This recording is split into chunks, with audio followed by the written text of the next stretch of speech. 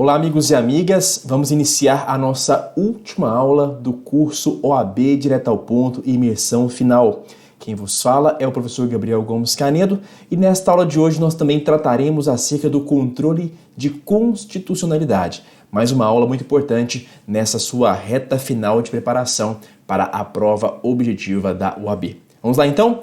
Olha só, meus amigos, continuando aqui a nossa abordagem, na aula anterior, na aula de número 13, eu estava falando com vocês sobre o controle concentrado de constitucionalidade. Aquele controle abstrato, não é verdade? Que é de competência ou do Supremo Tribunal Federal ou dos tribunais de justiça. Pois é, eu quero lhe trazer aqui agora as ações do controle concentrado de constitucionalidade.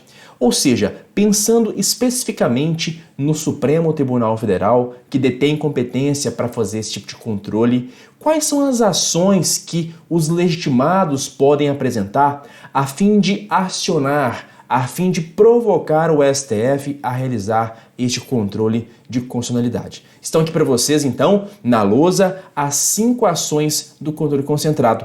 A primeira delas, e mais importante, ação direta de inconstitucionalidade, conhecida por ADI ou então como ADIM. Nesta ação, por meio dela, é possível questionar perante o Supremo Tribunal Federal e, levando em conta como parâmetro a Constituição da República, é possível impugnar por meio desta ação leis federais e leis estaduais. Repito, em face da Constituição da República. Ok? Maravilha? Agora, a próxima ação, a chamada ação declaratória de constitucionalidade, conhecida por ADC ou ADCOM, ela somente pode ter aí, no seu âmbito, o questionamento de lei federal.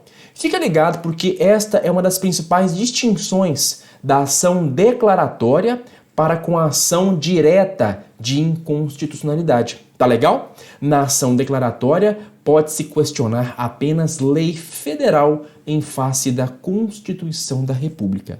Inclusive, no que toca à ADC, é importante consignar aqui, faz-se necessário demonstrar a existência de controvérsia judicial relevante acerca da lei impugnada.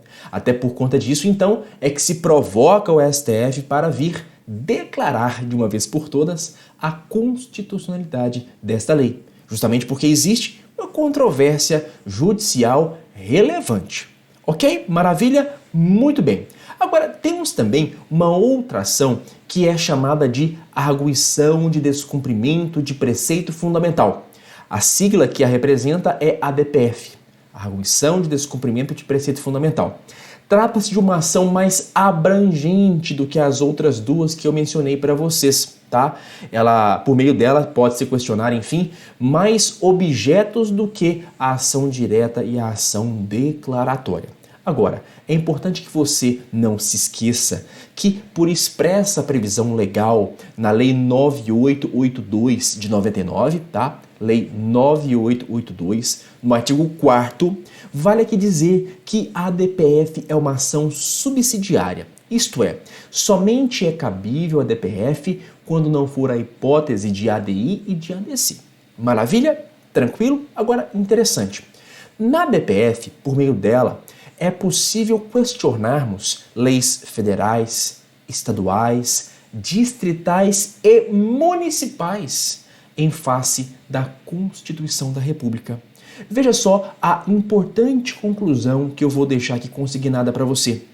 A ADPF é a única ação do controle concentrado por meio da qual se pode impugnar perante a Constituição ou em face da Constituição da República leis municipais. Então, muita atenção, muito cuidado com esta conclusão que eu trouxe aqui para vocês agora, ok? Temos ainda a ação direta de inconstitucionalidade por omissão, a chamada ADO, né? Ou a ADPO, ação direta por omissão. Esta ação será interposta pelos legitimados naqueles casos em que o órgão legislativo for omisso na edição de determinada lei. Lei esta necessária para que alguma norma da Constituição produza os seus plenos efeitos jurídicos. Então, por vezes, quando algum órgão do Legislativo ou qualquer outro órgão do poder público tiver a responsabilidade por editar algum ato normativo e assim não agir, este órgão, portanto, ele é omisso, é possível mover uma ação direta por omissão, a fim de que este órgão do poder público, a fim de que este órgão estatal possa, então, ser constituído em mora pelo Poder Judiciário, pelo Supremo Tribunal Federal. E aí ele se veja, então, de certa forma, forçado, compelido, né, a elaborar o ato normativo faltante. Maravilha? E para finalizar, temos aí uma quinta e última ação, que é a ação direta de inconstitucionalidade interventiva. É uma ação que se propõe em alguns casos em que se pretende a intervenção federal. Aquelas situações em que, de forma excepcional, a União poderá intervir, então, nos Estados-membros.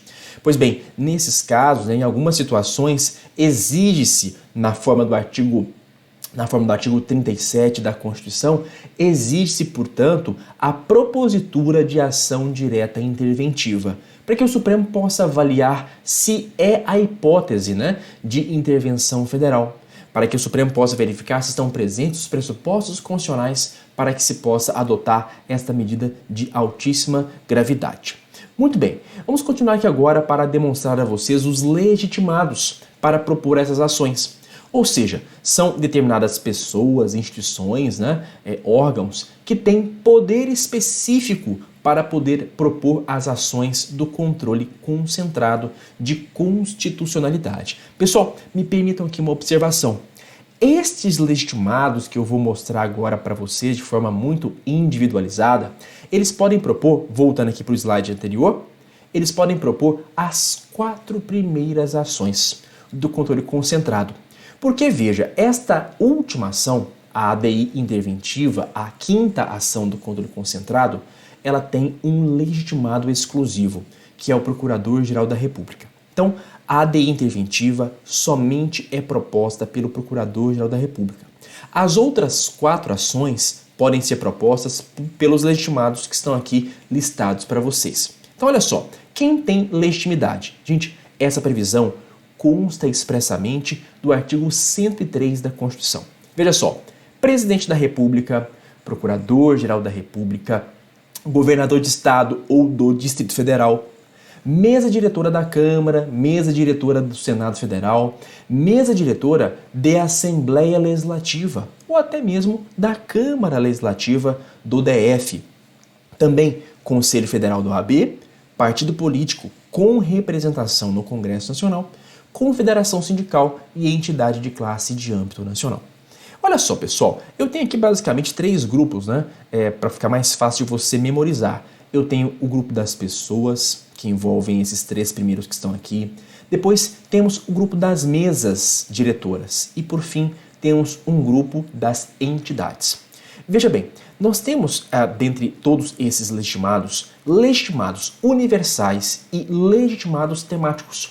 Gabriel, o que isso quer dizer? Bom, os legitimados universais, eles podem propor aquelas ações do controle concentrado sobre quaisquer temas, sobre quaisquer assuntos. Os universais, eles não precisam demonstrar o porquê de estarem interpondo aquela ação, ou melhor, eles não têm que dizer o seguinte: olha, eu estou propondo esta ação porque ela está conectada com o objeto, com a essência da minha atuação. Isso não é necessário. Eles podem propor ações sobre quaisquer temas, sobre quaisquer assuntos.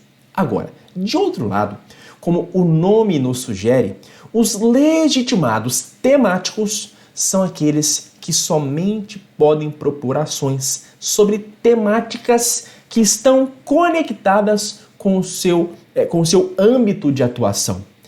Enfim, veja só, um governador de estado, a princípio, ele só pode propor ações acerca de leis que, de alguma maneira, vão repercutir nos interesses do estado em relação ao qual ele é o governador. Então, o governador, apenas para mencionar é um legitimado temático, né? Quando for propor qualquer daquelas ações, ele precisa provar a relação de pertinência temática. Estou propondo essa ação, né? Eu proponho essa ação porque, na verdade, o objeto da ação está relacionada com o meu âmbito de atuação. Então veja, o último aqui, né? O último de cada um dos grupos é legitimado temático. Todos os outros são universais. Então veja, como eu separei aqui esses legitimados em 3 grupos, grupo das pessoas, grupo das mesas e grupo das entidades, o último de cada grupo, então, acaba sendo legitimado temático. Gente, isso aqui é muito importante e, infelizmente, é decoreba, tá? Você tem que passar os olhos pelo artigo 103, ou pelo menos pegar essas minhas anotações aqui e decorar. Dá para decorar, Gabriel? Dá, com toda certeza. E aqui vale a pena você repetir, insistir, até que isso possa se tornar muito íntimo, né, de você, a fim de que você possa criar familiaridade com o que está posto aqui. Tem que decorar mesmo, isso sempre cai para vocês na prova, ok? Maravilha, para poder fechar aqui então a nossa conversa, a nossa exposição teórica, eu preciso tecer comentários sobre o controle difuso de constitucionalidade. Gente, não confundam, hein? Até agora eu comentei com vocês, nós falamos sobre o controle concentrado, né? Controle concentrado, principal, direto, por via de ação, não é verdade? Pois bem, vamos ver agora o controle difuso de constitucionalidade. E é importante que você saiba que ele recebe outras designações. Por exemplo, controle difuso também é chamado de controle concreto, subjetivo, indireto, por via de exceção ou até mesmo controle estadunidense, já que ele tem a sua origem nos Estados Unidos da América, no ano de 1803, naquele famoso caso Marbury versus Madison, ok? Maravilha. Veja bem, o controle difuso é um controle que acontece no caso concreto. Vocês se lembram da última aula, quando eu disse que no controle concentrado, abstrato, não existem partes, não existem direitos subjetivos? Pois é, aqui é diferente. Aqui nós temos partes em uma relação processual. Nós temos João e Maria, por exemplo, nós temos A e B. E estas partes do processo estão degladiando acerca de um direito subjetivo. A propriedade de um bem, digamos, o reconhecimento de uma paternidade, né? Algo do gênero. E veja só, dentro desta relação processual concreta em que se discute direito subjetivo, alguma das partes poderá arguir a inconstitucionalidade de determinada lei. Ou seja, alguma das partes vai pleitear algo, tá, junto ao judiciário, e como razão do pedido, como causa de pedir, vai se invocar a declaração de inconstitucionalidade de alguma lei ou de algum dispositivo, né, da lei. Entenderam que interessante? Lá no controle concentrado, abstrato não. O que se quer ali é simplesmente a declaração da ou da inconstitucionalidade. Aqui não. No difuso, nós estamos numa situação concreta. Nós temos partes, nós temos direitos subjetivos sendo discutidos. E, portanto, para se conseguir um provimento jurisdicional favorável, argumenta-se como causa de pedir que determinada lei é inconstitucional. Gabriel, quem é que faz controle difuso? Gente, controle difuso pode ser feito por qualquer juiz ou tribunal brasileiro. Todos os juízes e todos os tribunais podem fazer controle difuso. Olha só, mais um ponto de distinção em relação ao controle concentrado. Interessante, gente. Inclusive o STF, inclusive os tribunais de justiça estaduais também fazem controle difuso. Ok? Tranquilo? Muito bem. Agora, uma das principais distinções do difuso para o concentrado é a questão tocante inerente aos efeitos da decisão. Por quê? Aqui, quando, por exemplo, um tribunal ou um juiz monocrático declara uma lei inconstitucional, esta decisão alcança apenas as partes do processo. Só as partes. Quando nós falávamos, né, do controle concentrado, eu disse que lá os efeitos eles eram erga omnes. Aqui são apenas interpartes. Então é plenamente possível que um magistrado declare uma lei inconstitucional para alcançar A e B, autor e réu, João e Maria, só e mais ninguém. Tranquilo? Vejam, o Supremo Tribunal Federal pode fazer esta modalidade de controle, o difuso. Quando o Supremo declara uma lei inconstitucional no controle difuso, o artigo 52, inciso 10 da Constituição, vai dispor muito claramente que, neste caso, o Supremo informará ao Senado Federal que declarou uma lei inconstitucional no controle difuso e o Senado, então, poderá suspender a execução da lei declarada inconstitucional. É interessante porque, a princípio, o Supremo assim age e decide para alcançar as partes. E uma vez informado o Senado, agindo o Senado neste sentido, suspendendo a execução da lei, ele suspende a execução da lei para todas as pessoas, com efeitos erga omnes. Ok? Tranquilo? Com uma eficácia que vai alcançar todas as pessoas. Certo? Maravilha? Acontece que este artigo 52, inciso 10, ele vem sofrendo uma mutação constitucional. Segundo o entendimento atual do STF, esse artigo já não mais tem o mesmo sentido e alcance de outrora. De modo que, atualmente, até mesmo as decisões do STF no controle difuso, elas também terão eficácia erga omnes, segundo o entendimento mais recente do Supremo. Então, gente, cuidado com isso na prova. Tem que saber se o examinador está te cobrando a literalidade do 52, inciso 10, segundo o qual cabe ao Supremo comunicar ao Senado que, por sua vez, suspenderá ou poderá suspender a execução da lei. Ou se o examinador está cobrando o entendimento jurisprudencial recente do Supremo, que data de 2017, que vai sustentar, então, que todas as decisões, até mesmo aquelas do controle difuso, vão produzir efeitos erga omnes. Maravilha, pessoal? Perfeito? Vamos, então, à questão separada para a aula de hoje. Veja só. A Lei Z, elaborada recentemente pelo Legislativo do município M, foi promulgada e passou a produzir seus efeitos regulares após a Câmara Municipal ter derrubado o veto aposto pelo prefeito. A peculiaridade é que o conteúdo da lei é praticamente idêntico ao de outras leis que foram editadas em milhares de outros municípios, o que lhe atribui inegável relevância. Inconformado com a derrubada do veto, o prefeito do município M, partindo da premissa de que a Lei Z possui diversas normas violadoras da ordem constitucional federal, pretende que sua inconstitucionalidade seja submetida à apreciação do STF. A partir das informações acima, assinale a opção que se encontra em consonância com o sistema de controle de constitucionalidade adotado aqui no Brasil. Meus caros amigos, prestem atenção. Estamos aqui a falar de uma lei municipal que, segundo o enunciado da questão, está confrontando com alguns dispositivos da Constituição da República. Bom, qual foi o único instrumento, ou melhor, a única ação que nós mencionamos, a partir da qual se pode questionar lei municipal em face da Constituição da República? A ação é a DPF. Por isso mesmo, a resposta correta acaba sendo a letra D. Veja, os dispositivos normativos da Lei Z, que é uma lei municipal, sem desconsiderar a possibilidade de ser realizado controle incidental pela via difusa, ou seja, cabe controle difuso da lei municipal, é claro, né?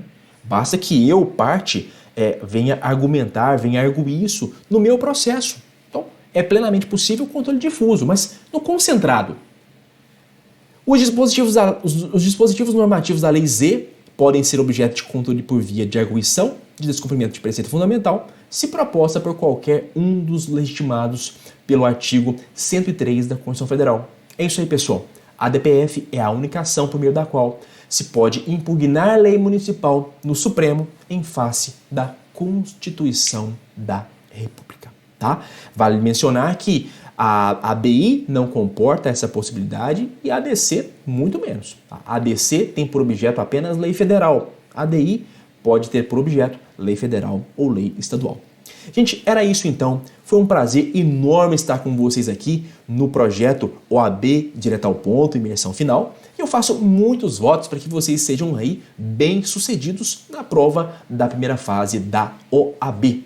Percorremos, por vários assuntos, por vários temas quentes do direito constitucional E eu tenho aqui a convicção, né, pelo menos quero acreditar muito nisso, de que nós vamos acertar, vamos prever várias questões, vários assuntos, né, que serão cobrados nas questões de direito constitucional. Meus amigos, estudem sempre, revejam esses vídeos, revejam o conteúdo, leiam os dispositivos constitucionais que nós já indicamos e não deixem de acompanhar as novidades, as revisões realizadas por meio do meu Instagram, qual seja Constitucional na Veia, e também do meu canal do YouTube com o mesmo nome. Um forte abraço, sucesso a todos e bons estudos! Tchau, tchau!